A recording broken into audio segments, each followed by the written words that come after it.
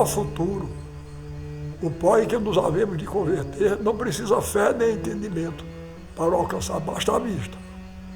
Em qualquer sepultura aberta ou fechada, podereis ter a prova do que eu vos digo. Que dizem aquelas letras que cobrem aquelas pedras?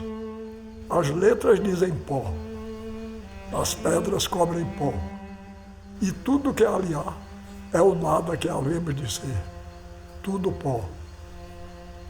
Suposto, porém, que o pó futuro, o pó em que nos havemos de converter, não precisa fé nem entendimento para alcançar, o pó que somos, o pó presente, nem a nossa vista o vê, nem o nosso entendimento o alcança.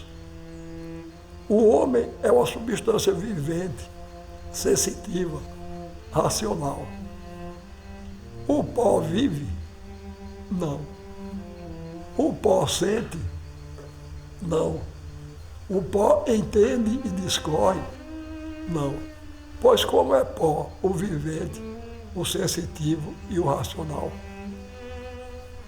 Nenhuma coisa nos poderia estar melhor do que não ter resposta nem solução a esta dúvida. Mas a resposta e a solução dela serão a matéria do meu discurso.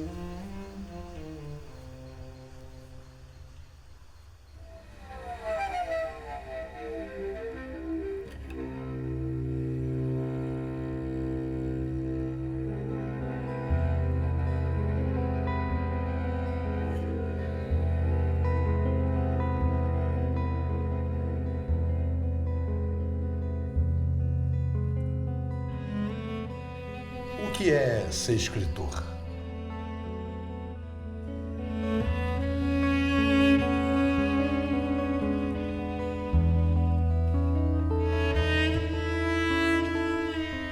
Para mim é uma vocação inexcusável.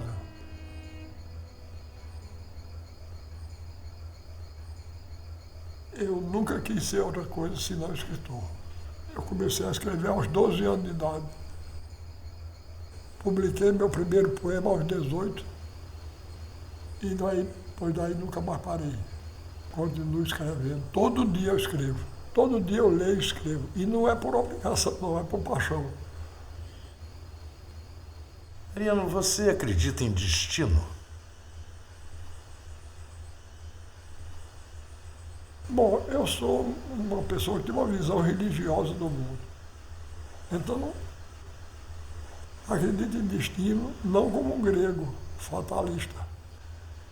Por isso não sou um desesperado. Outro dia eu estava me lembrando de um poema do qual eu gosto muito. Esse poema é de Sófocles.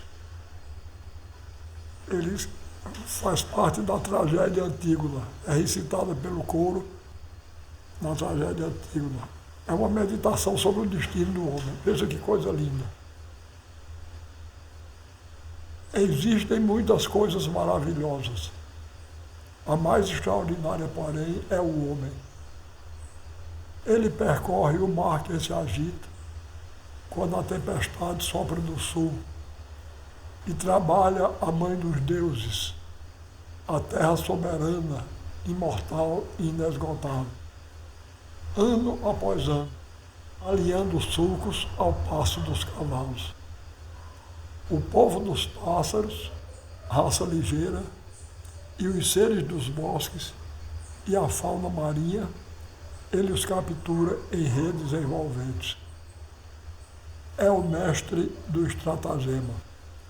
Atrai às suas armadilhas os animais errantes da floresta e curva sob seu jugo o pescoço peludo dos cavalos e o touro selvagem no esplendor de sua força. Gênio universal que tudo acerta. Somente não achou remédio contra a morte. Ele que resolve tantos casos desesperados. Eu estava opondo a esse poema, um belo poema, né, da época clássica da literatura, e depois eu vendo um poema popular, que é um canto no espetáculo popular do Nordeste, que diz assim: o nosso Deus corrige o mundo pelo seu dominamento. Eu sei que a terra gira pelo seu grande poder. Grande poder pelo seu grande poder. Esse é o refrão. Então você veja, no primeiro caso, o caso de um não cristão, Sófocles, o poema é muito bonito, mas termina no desespero, não é?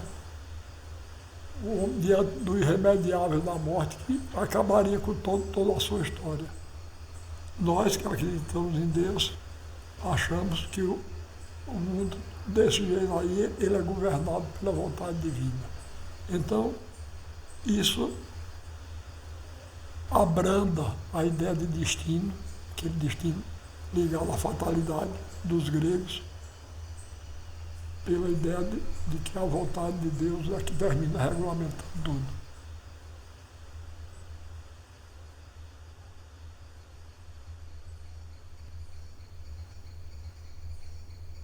Você acredita em Deus? Acredito. Como é isso?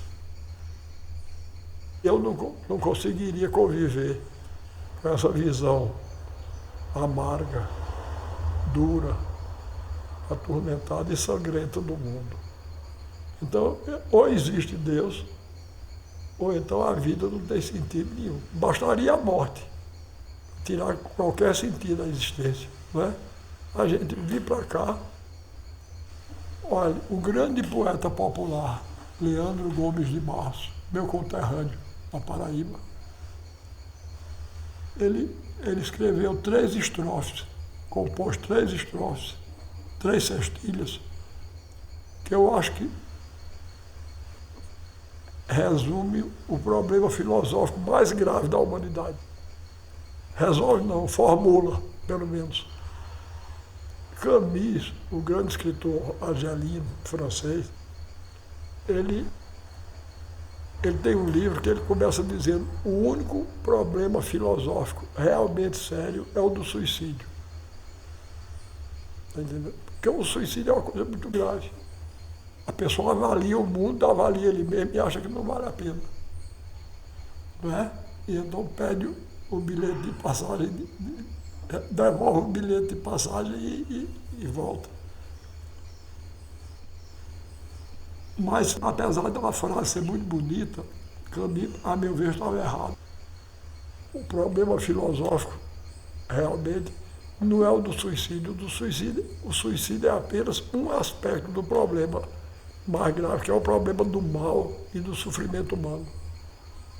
Então, Leandro Gomes de Barros, a meu ver, formulou muito melhor do que Camus essa pergunta, que é uma pergunta mais séria que as pessoas que não acreditam em Deus podem fazer aos que acreditam. Repare, ele disse: se eu me encontrasse com Deus, se eu conversasse com Deus, iria lhe perguntar por que é que sofremos tanto quando viemos para cá. Que dívida é essa que o homem tem que morrer para pagar? Perguntaria também como é que ele é feito, que não dorme, que não come e assim vive satisfeito. Por que foi que ele não fez a gente do mesmo jeito? Porque existem uns felizes e outros que sofrem tanto, nascidos do mesmo jeito, criados no mesmo canto. Quem foi temperar o choro e acabou salgando o pranto? Veja que coisa linda. Isso coloca em questão a própria existência de Deus. Porque é como se Deus tivesse querido temperar o choro e acabou errando na mão, como se Deus fosse capaz de dar um erro e infligindo um sofrimento terrível ao ser humano, né? Quem foi temperar o choro e acabou salgando o pranto? Pois é. Então Deus para mim é uma necessidade. Se eu não acreditasse em Deus, eu era um desesperado.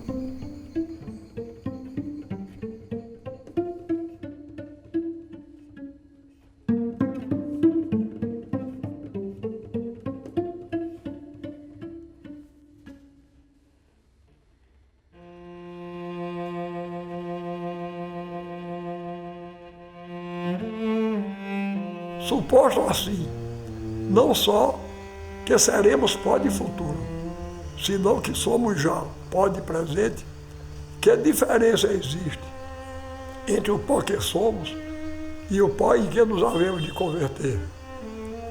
A diferença que vai de pó a pó. Estão as praças no verão cobertas de poeira, eis o vento que sopra, eis o pó a rebolar por cima de telhados e pradarias. Cessou o vento, cai o pó. Pois bem, este pó somos nós, este vento é a nossa vida. Soprou o vento, eis o pó levantado, estes são os vivos.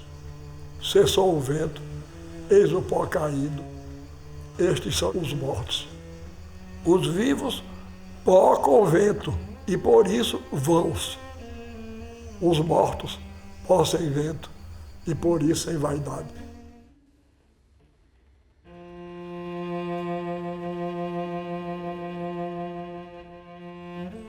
Defrontando o antigo, o novo templo erguia-se no outro extremo da praça. Era retangular e vasto e pesado. As paredes mestras espessas recordavam muralhas de reduto. Durante muito tempo teria esta feição anômala, antes que as duas torres, com ousadias de um gótico rude e imperfeito, o transfigurassem. É que a catedral admirável dos jagunços devia surgir, obra formidável e bruta da extrema fraqueza humana, alteado pelos músculos gastos dos velhos, pelos braços débeis das mulheres e das crianças. Cabia-lhe a forma dúbia de santuário e de antro, de templo e de fortaleza, irmanando no mesmo âmbito onde ressoariam mais tarde as ladainhas e as balas, a suprema piedade e os supremos rancores. Fora delineada pelo próprio Antônio Conselheiro, velho arquiteto de igrejas, requintara no monumento que lhe encerraria a carreira. Levantava, volvida para o levante, aquela fachada estupenda, sem módulos, sem proporções, sem regras, de estilo indecifrável, mascarada de frisos grosseiros e volutas impossíveis, cabriolando num delírio de curvas incorretas, rasgada de ogivas horrorosas, esburacada de troneiras, informe e brutal, feita atestada de um hipogeu desenterrado, como se tentasse objetivar a pedra e cal a própria desordem do espírito delirante.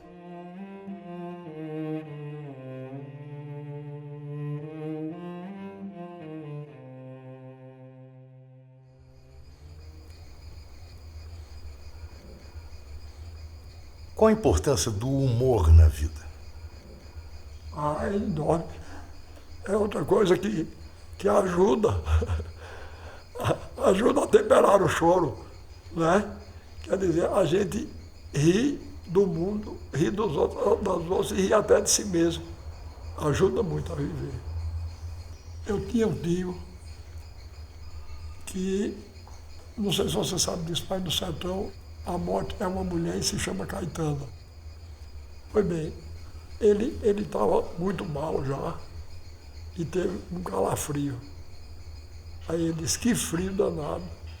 Isso é bem a quenga da Caetana que já vem por aí. Quer dizer, isso é, para mim, uma das falas mais corajosas que eu já ouvi falar. Quer dizer, o camarada aqui, nessa hora, na hora da morte, tem humor para rir de si mesmo, né? Isso é bem a quenga da Caetana que já está chegando por aí, né? Dá muita força a gente. E é também um instrumento de luta, não é? Molière dizia, não existe tirania que resista a uma gargalhada que dê 3 voltas em torno dela. É por isso que os tiranos normalmente têm tanto horror ao riso, não é? Como é que você lida com a solidão? Eu não sou solitário, não. Gilberto Freire chamava a si próprio o solitário de Apipucos, que é o bairro onde ele morava, o bairro aqui do Recife, o solitário de Apipucos. Ele fazia isso a partir do nome que davam a Nietzsche, né? Chamavam Nietzsche o solitário de Cis Maria. Aí vieram perguntar a mim, pode se chamar você o solitário de Casa Forte? Eu digo, eu não sou solitário não, que eu tenho mulher, 6 filhos e 15 netos. Não é? Só a família, que para mim é uma bênção de Deus, eu tenho essa quantidade aí que não me deixa ser solitário, não. Eu sou uma pessoa muito ligada à família. Desde os meus irmãos e minha mãe. Meu pai eu convivi muito pouco, 3 anos somente. Quando ele morreu eu tinha 3 anos. Mas, mesmo assim, sempre me fez companhia, ainda hoje faz. Porque, entre outras coisas, eu fiquei com a biblioteca dele. Ele era um grande leitor. E as primeiras vezes que eu li alguns livros que foram e são fundamentais na minha formação de escritor, foi na biblioteca dele. Né?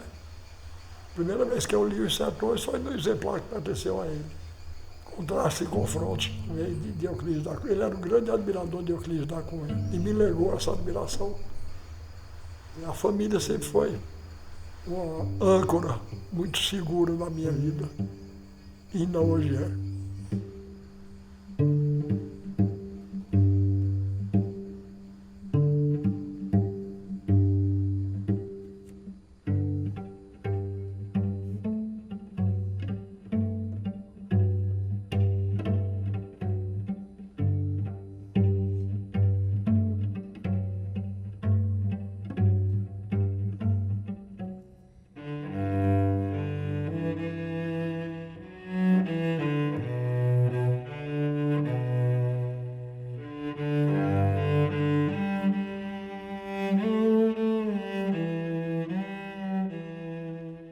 Ariano, nesse mundo de hoje, você acha que ainda existe espaço para utopia?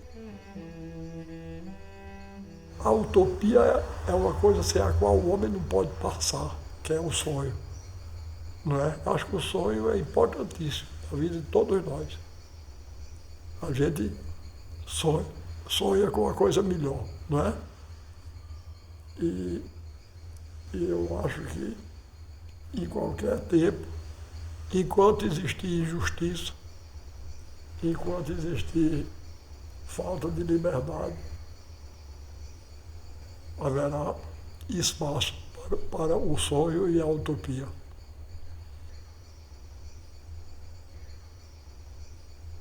O Darcy Ribeiro dizia que nós, latino-americanos, seremos resignados ou indignados. Você está de acordo? Estou de acordo. É verdade. Mas sempre guardando uma grande esperança. Eu digo sempre que não sou. Perguntaram outro dia se eu era otimista. Eu disse, eu não sou. Considero os otimistas ingênuos e os pessimistas amargos. Então, eu me considero um realista esperançoso. Tá certo? Então, eu acho que aí, entre a indignação e a resignação, existe a esperança.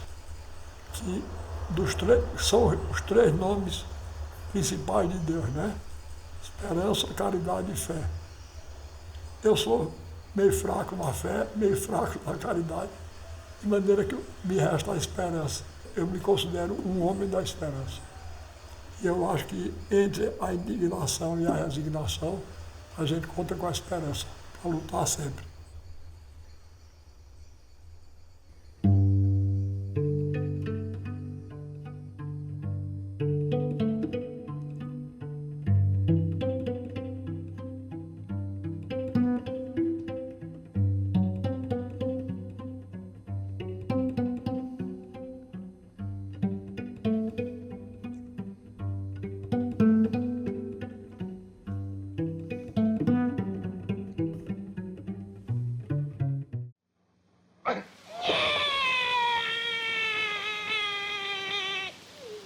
aí ele nasce e cai no chão. É o grande Otelo, né? É.